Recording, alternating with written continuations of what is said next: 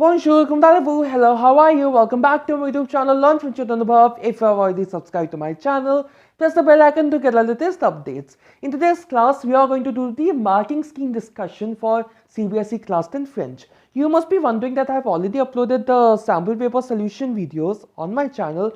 Then what do I mean by marking scheme discussion? Now you see that you need to be aware of how you are going to get marked, right, based on your attempt, so that once you are done with your exam, you can somewhat estimate that, okay, here in these sections I'm going to lose marks, or I'm going to get marks for these sections, right? You should be aware of it, right? So that if you are aware beforehand, you can attempt the paper in a better manner, right? So we are starting with section A, comprehension passage, 10 marks. I always say this. Make sure that you have done the question numbering properly and use the same terminology as used in the question paper. If it's ABCD, use ABCD. If it's 1, 2, 3, 4, use 1, 2, 3, 4. If it's in Roman numerals, then use Roman numerals, okay, in your answer sheet. And making the handwriting clear, and then not scribbling with the pen. A single strike will work. There are certain things that need to be followed in each and every exam, and try to keep your handwriting neat. It's a language paper. Anyways, so répondez aux questions suivantes. Responding to the questions, following questions is the first thing that you have. Now you have 3 questions, you need to attempt 2. What some students do is, if they are not sure for any 2, they'll attempt all 3, thinking that the examiner will give marks for the best 2 out of the 3. That's not the case. In a scenario where first attempting extra is considered as a malpractice, it's not considered correcting. Second, by mistake we may end up attempting extra. Anyways, there's no negative marking for that, but you're not getting extra marks for attempting extra, okay? If your first one is incorrect and second one and third one are correct, then only first and second one will be checked, third one won't be checked even if it's correct, okay? So this doubt arises in a lot of students that should we attempt all, like I attempted all the questions, will the teacher consider the best 5 or best 2? No, the teacher will consider the first 2 or first 5. Okay, not the best 2 or best 5, because try to understand, the examiner has a lot of answer sheets to be checked on a single day, right? So certainly an examiner won't spend that much time in judging that, okay, this one is right, I'll give mark for this one is not right, I won't give marks for this one, when it's a choice based question and you have attempted all the options. So please attempt only that much, as much as is asked from you. As you can see, the answers are pretty much clear. For first 2 were directly from your, in fact all 3 were directly from your comprehension. First 2 were one-liners, so there's only one possible answer. And then if in case you get a question where you have to write 2 points, and in the passage you have multiple points, in that case in your marking scheme it will be mentioned that any 2 out of these points can be mentioned, and the student shall be awarded marks for it, right?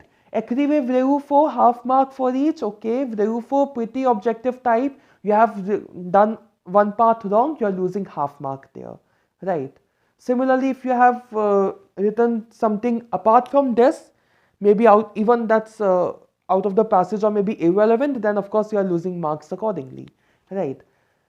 Trouver dans le texte. Now, when it means trouver dans le texte, always, it will mean that you have to search the required thing from the passage. Trouver dans le texte, search from the passage, right? You may be asked a conjunction, you may be asked an adverb, you may be asked an adjective, you may be asked the noun form of the verb, you may be asked the infinitive from a noun form, the verb form of a noun form of the verb, right? So many more, or the synonyms or the antonyms, contrast, many possibilities are there, right? Now, first and second, notice that all the possible answers are mentioned in the marking scheme. You have written any one of them, you are getting marks for it. 1 mark for every correct one, and again 3 to choose from. Comprehension marking is very easy and very clear, right? Coming to section B, where many students are in a doubt once they are done with the exam. Common doubt that I had come across in the past 3-4 years is that Anubhav, I wrote some sentences in English, will I get marks for it? What do you think? I mean, come on, it's a language paper, it's a French paper. Yeah, okay, there are some exams in which, there are some language paper where translation questions are actually there. But in CBSE curriculum, we don't have a translation question, indeed. So, you're writing English letters, statements in your French letter, you won't get marks for it. Okay, even if you have applied your creativity or your vocabulary and all in English, you won't get marks for it. However, if you have mentioned the place, mentioned the name of the addressee, and you have given an introduction in French and the closing paragraph in French, the closing salutation and your name, of course XYZ or ABC or any fictitious name, or rather go for ABC XYZ or the name given in the question if any, right? On the name of the addressee. I repeat, format, you have just the place,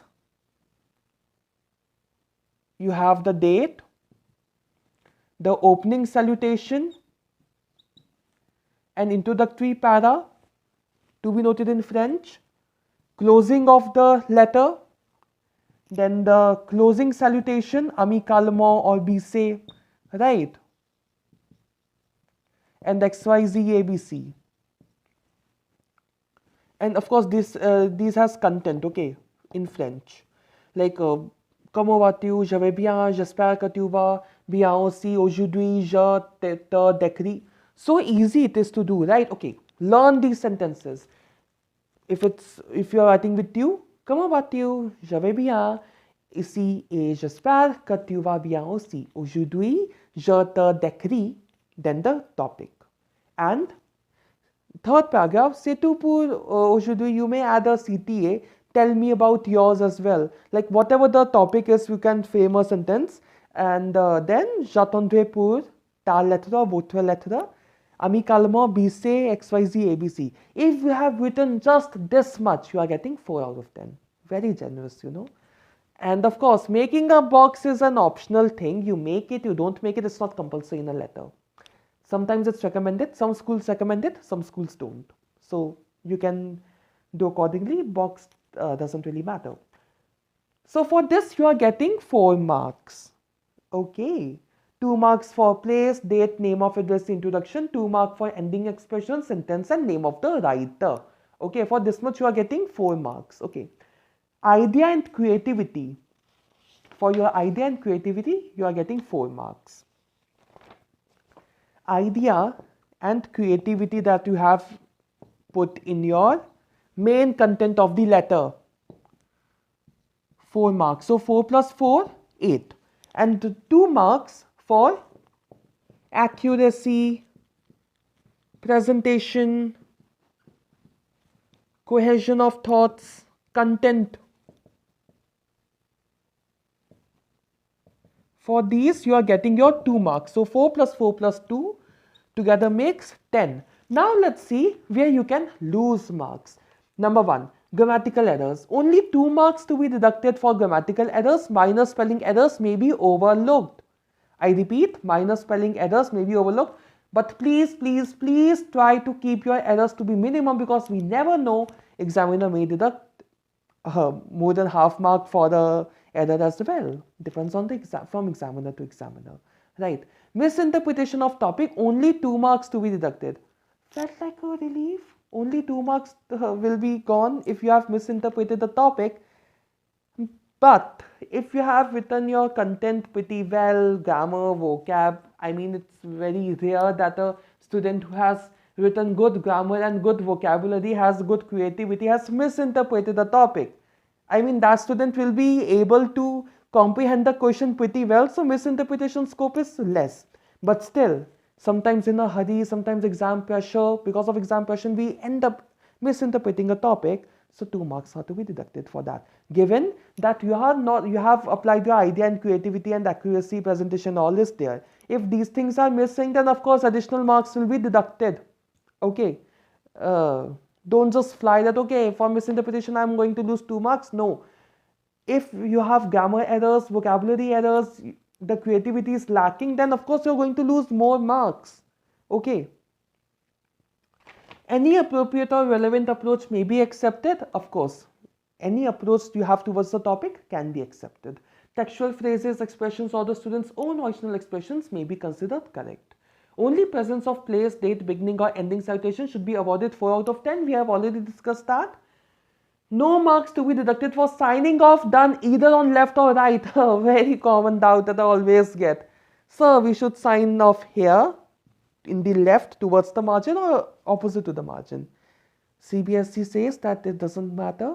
Both ways it's fine. It's just that it should be there. And similarly, presence, absence of indent paragraph should not lead to deduction of marks. Presence of indent. You have left an indent here or not. You have left a space here or not. You have left a space here or not. Doesn't really matter. If it's there, if it's not there, no marks are to be deducted for indent or absence of indent paragraph. Right. Then we have question number 3.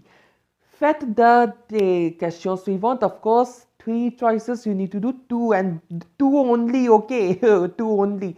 Now, something that I recommend students sometimes is that invitation is very easy to do. I mean, message writing. 2 types of questions are there. Either inviting a person or you have received an invitation and you are either accepting or refusing. 2 types of messages there. So, message is very easy. And then you may do the easier one of recreer this le dialogue en ordre et fill in the blank one, compléter l'histoire, right? So let's see what's the case in the message writing. So 1 mark is to be deducted for misinterpretation. Okay, quite generous. Given that you have done everything else fine, then you are getting 4 out of 5. 2 marks for your format. Now in message writing box is compulsory. Date, place, opening salutation, a small paragraph of 30 to 40 words, and then the closing salutation, the name. You have the format, you are getting 2 marks for that. Name of addressee, date, name of writer, box. And 3 marks for your content. Of course, date, place, name of the event and grammar, 5WH needs to be there if possible, and grammar of course needs to be taken care of. So for that you are getting another 3 marks. So total 5 marks. Complétez l'histoire en choisissant parmi les mots donnés ci-dessous et réécrivez. Now complete the story while choosing the words. You have been given an array of words to choose from, and you need to rewrite. Réécrivez. Réécrivez means rewrite. Okay. Think of the scenario. ABC 1 to 3 numbering is not there. How do you expect the teacher will check the answer if you have just written the answers? I mean, in such a scenario, it might be a possibility that you have skipped on any part. Then what will you do? Because 1 part carries 1 mark. If you have 10 fill in the blanks, then each carries half mark. The risk is less. But if you messed up with 1, you are bound to mess up with the other blank as well, if the word choices are only 5, right? So, since it's réécrivez, of course, hit and try. If you are getting confused, hit and try method you can apply, but it's not that difficult. Trust me. If you have practiced well, if you know good vocabulary, you won't face much problem here. So you need to write the whole thing and you need to underline the answers. Okay, that's how it is to be written in the answer sheet. And when the teacher says that okay, you have highlighted, you have underlined the answers. These are the answers that you have written. You will get marks for it. Right. Try to present your paper in the best way possible. Next choice, mettez le dialogue en bon ordre et réécrivez. Now this has some nitty-gritties, okay? Any logical progression of dialogue should be considered. Okay, now I can relate to the answer key of 2022-23 batch. The mettez le dialogue en bon ordre pissed off everyone. question was, I still remember, it was too complex compared to what the exam has been asking in the previous years and even in the sample papers. So in that scenario, is there only one sequence possible? No, multiple sequences are possible. Any logical sequence will be getting marks. Okay. Any two sentences wrongly placed, half mark to be deducted. Any two related and linked sentences wrongly positioned to be given 1 mark. Two sentences are to be two dialogues together, but you have wrongly placed them, so 1 mark is to be deducted. 1 mark each to be given for identifying the correct beginning and ending. Okay, you have identified the first one and the last dialogue correct, so you are getting 1 mark for that. And for any sentence omitted and missed, only half mark to be deducted. Very clear marking scheme. Now you know, depending on your attempt, how much you will be getting. Okay. This marking scheme is available on the CBSE website as well. Please go through this once before the exam as well, in order to know that, okay, that's how you are going to attempt the question paper. Right. Section C, grammar. Let me just quickly check the recording if it's going on fine or not. Yes, it's going on completely fine. So section C, grammar again. Grammar is very direct. If it's a fill in the blank question, very easy to do. Subject is already there. You need to conjugate the verb accordingly, in a tense that is suitable for the specific blank. You have done a wrong tense, you won't be getting marks for it. 1 mark, each part carries 1 mark. You have conjugated the wrong tense, 1 mark gone. You have conjugated the verb incorrectly, 1 mark gone. You have missed, I think, a letter maybe, or maybe an accent mark. You have missed it. It may vary from half mark to 1 mark depending upon the examiner. Okay, I would say in some cases, depending on the error, if it's very minor, half mark may be deducted, but otherwise 1 full mark will be deducted for each part. If it's slightly wrong, anything different from what is mentioned in the answer scheme. And of course, 7 parts, 5 to be done, do 5 only. Don't think of doing 7 and you will be getting marks for best 5. No, that's not the case. It's surprising to see that in some places it's being recommended that like some viewers are coming to me and they say that in their schools it's recommended to do all the attempts and the teachers will give marks for the best 5. No, not at all. That's not the case. I have been in words with teachers who have been going for checking. I have been conversing with them for the past few batches, and I know what's the scenario, right? That's not gonna happen. Like you are getting best for best 5. No, you're getting corrected for the first 5. Okay. And don't just hope for grace marks. Okay, like CBSE will commit some mistake and you're going to get grace mark for it. Don't hope for, I mean, okay, see, if CBSE really commits a mistake, of course you will be getting a grace mark, but don't sit with the hope of grace mark before the exam, before even seeing the question paper, that okay, you may clear the exam with the grace mark. No, don't think that. It's a language paper. You have sufficient time to prepare well, study well, right? Verbs we have already discussed. Metele phrase or style direct or indirect, each part carrying 1 mark. 7 are there, 5 to be done. Now you have missed writing a subject, you have converted the adjective possessive wrong, pronoun possessive wrong, or you have converted the tense conjugation wrong, half mark may be deducted or full 1 mark may be deducted. Right? Anything different from what is there in the marking scheme will result in mark deduction. That can be half to 1 depending upon the level of mistake. To be on safer side, always assume that for a minor mistake you are losing 1 mark. In that way, you will be more cautious while attempting, and while preparing as well, you will try to prepare even better so that you don't even commit the minutest mistakes. Okay. Trouver la question. You are to form the, if in the question you have the words underlined or in bold, then you need to frame questions on that specific word and on noun or object only. Okay, if you have formed the question on some other noun or object which was not underlined or not bold, you won't get marks for it. There's a reason why it's in bold, right? And of course, sometimes multiple answers are possible. For example, tu, wa, right? Sorry, tu and wu. Okay, multiple answers are possible. So if in a con, okay, both of them are possible in some context. So in case of multiple answer possibilities, both of them will be mentioned in the answer scheme. Okay, don't worry about it.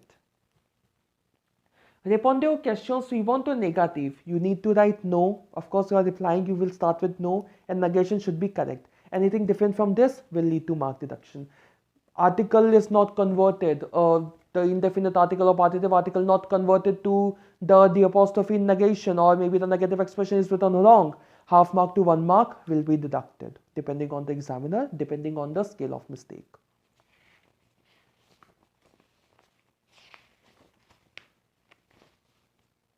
Oh God.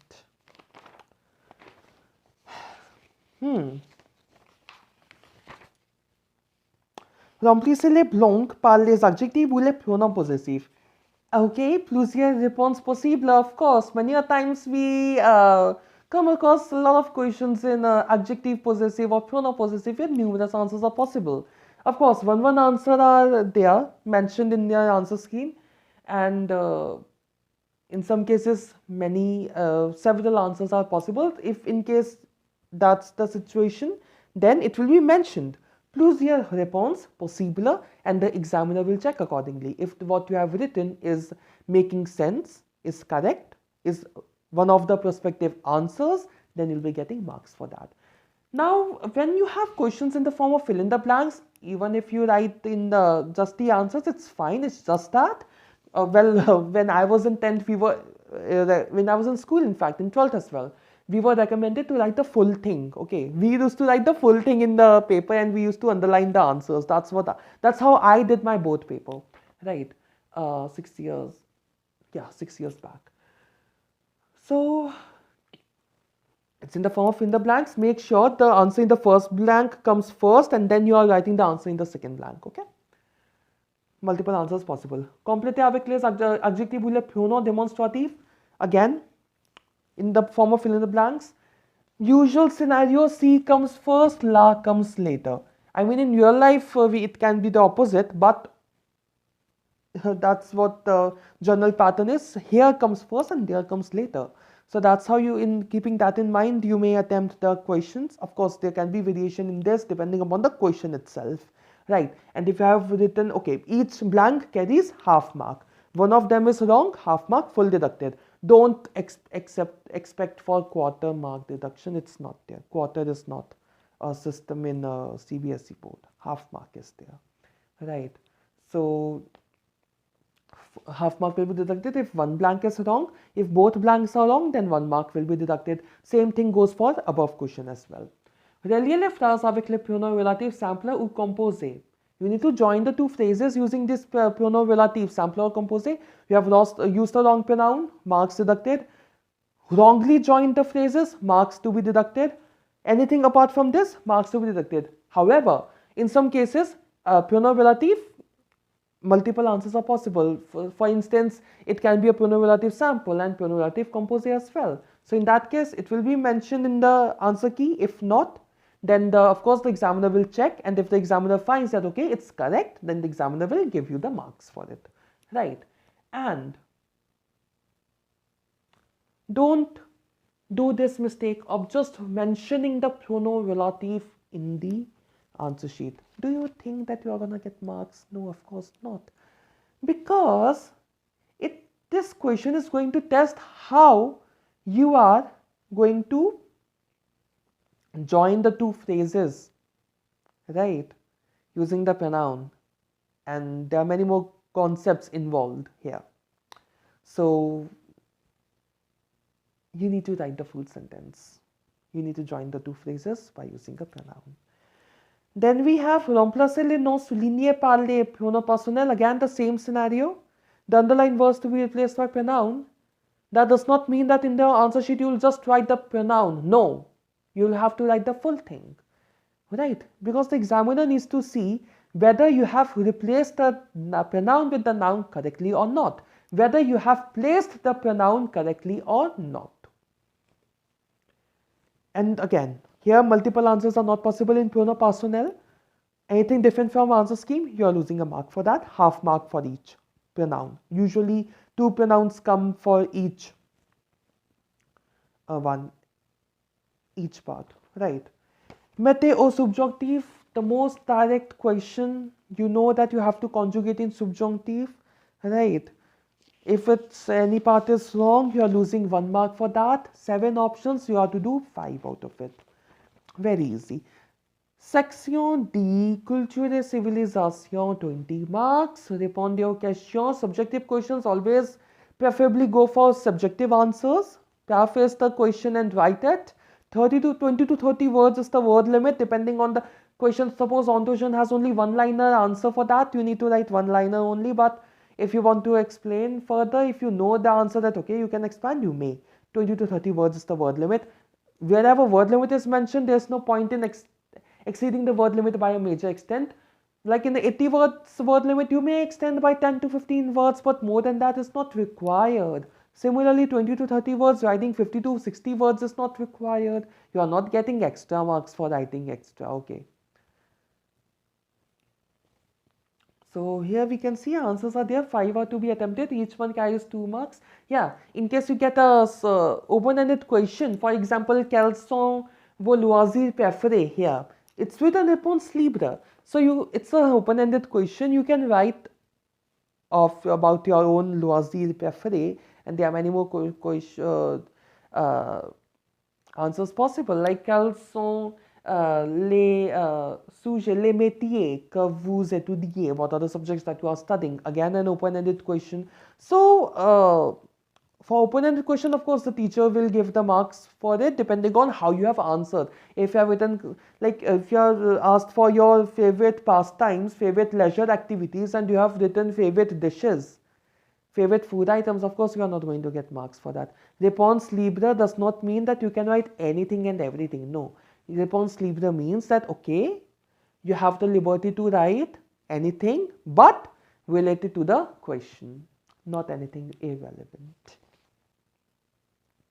Complétez à l'aide des mots donnés ci-dessous. 7 are there, 5 to be done. Each one carries 1 mark, 1 done wrong, 1 mark gone. Faites correspondre les éléments de la colonne A avec ceux de la colonne B. 1 mark for every correct answers. 5 questions are there, 5 parts. And okay, if you have matched 1 incorrect, then the second one is bound to be matched incorrectly, right? So if you have committed 1 error, you are losing 2 marks at least, because you will end up doing other one as so incorrect, right? So please be cautious. And the écrivez vrai ou faux is again very direct question. Vrai ou faux, you have, for a vrai question you have written faux, you are losing a mark. See, most of the question paper is very direct. Like you are getting answers pretty directly, right? You know that where you are going to get marks and in which manner. But some questions are there where you need to take care of how you are presenting your answer, because on the basis of that you are getting to get your marks. Right.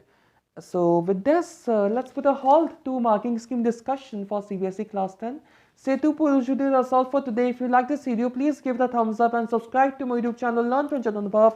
And if you have any doubt or suggestion, you may write that in the comment section below. You may also like my Facebook page by the same name, Learn French with Anubhav. See you in my next video. Thanks for watching. Au revoir. N'oubliez pas qu'à langue française, c'est l'amour.